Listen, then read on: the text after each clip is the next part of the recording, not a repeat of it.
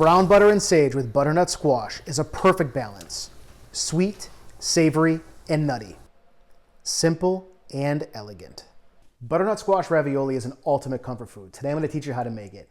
There's 3 parts to the recipe: the filling, the pasta, and the sage butter sauce. So let's get to it. Make some butternut squash ravioli. First, split the butternut squash down the middle. I like to use a cleaver. The extra weight makes it feel safer and helps the squash split cleanly and evenly. Now, scoop out the seeds and pulp. You can toss them, but if you want to use the whole squash, you can toast the seeds like pumpkin seeds, plant them next year, or feed them to the chickens like we do. Place the squash on a parchment-lined baking sheet. Sprinkle with salt, drizzle the flesh with olive oil, then flip on the cut side down. Roast at 400 degrees for about 45 minutes until completely tender. While the squash roasts, we'll make the pasta dough. Start by forming a well in 2 cups of flour. I'm using 00 flour here. It's more finely milled, which gives you a softer, more tender pasta. But all-purpose flour works perfectly fine too. Crack 3 eggs into the well. Make sure the well is big enough to hold them. You can see here, I didn't quite give myself enough room. Using a fork, whisk the eggs in the center and slowly start pulling the flour from the sides. Once the well breaks, bring everything together and knead by hand for about 10 minutes until the dough is smooth and elastic. If it feels too dry, add a little water, a teaspoon at a time. If it's too wet, dust in more flour, a tablespoon at a time. Wrap the dough in a plastic and let it rest for 30 minutes.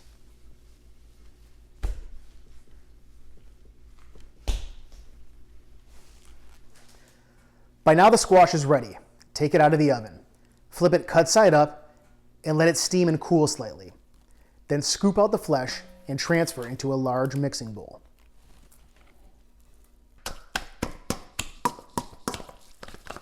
Using a potato masher, break up the squash.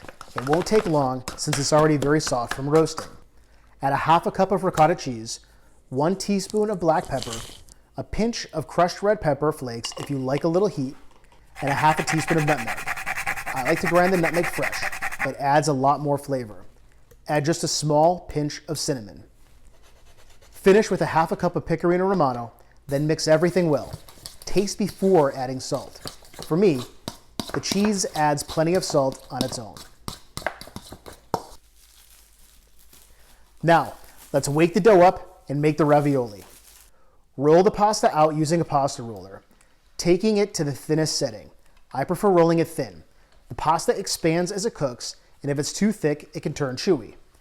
Today, I'm using a hand roller, simple and old school. To shape the ravioli, I'm using a ravioli tray. They're easy to find and a lot quicker than shaping it by hand. You can also use a wheel cutter or a ravioli press, but this method keeps everything clean and consistent. Lay 1 sheet of pasta over the tray with the ridges facing up.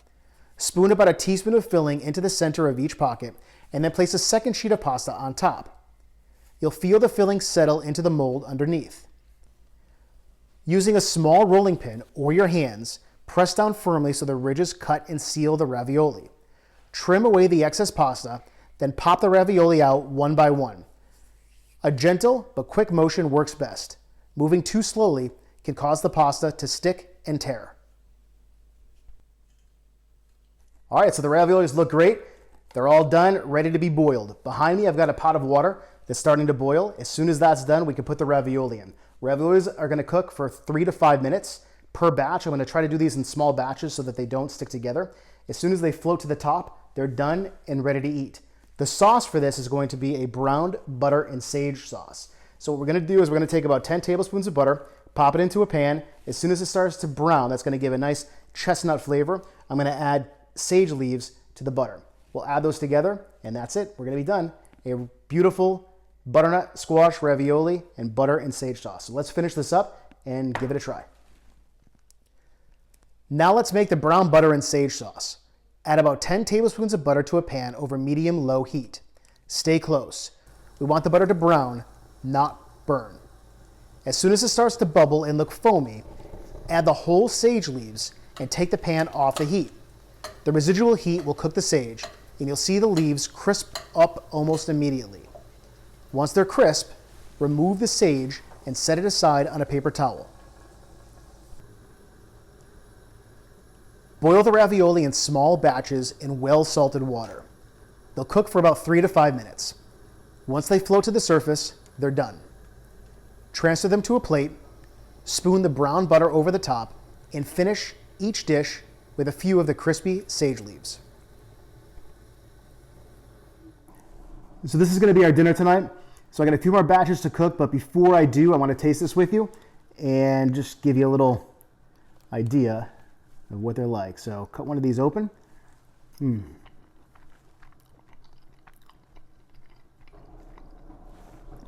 It splits open right with a fork. The pasta actually is really delicious. Perfect thickness, cooked right up. The inside is sweet, naturally sweet from the butternut squash, but also savory from all the salt and the cheeses that we put in. It's a great combination. The butter has a very nutty flavor to it, and the sage you could taste inside the butter. Now these sage leaves also crisp up a little bit and are perfectly edible as well. They're delicious. Has a very distinct flavor. That butternut squash comes out as definitely the star of the whole dish. And the homemade pasta, you can't beat it. But if you don't feel like making pasta and you see pasta sheets in the grocery store, you can do that too. This dish, I would say, is not something you whip up in 10 minutes for your family. It's kind of a labor of love in the kitchen for the day. But your family will definitely appreciate it when they come home to fresh butternut squash ravioli. Thanks for watching. Please subscribe. We appreciate the support. And join us next time on Real Plates, Real Life. See you soon. Bye.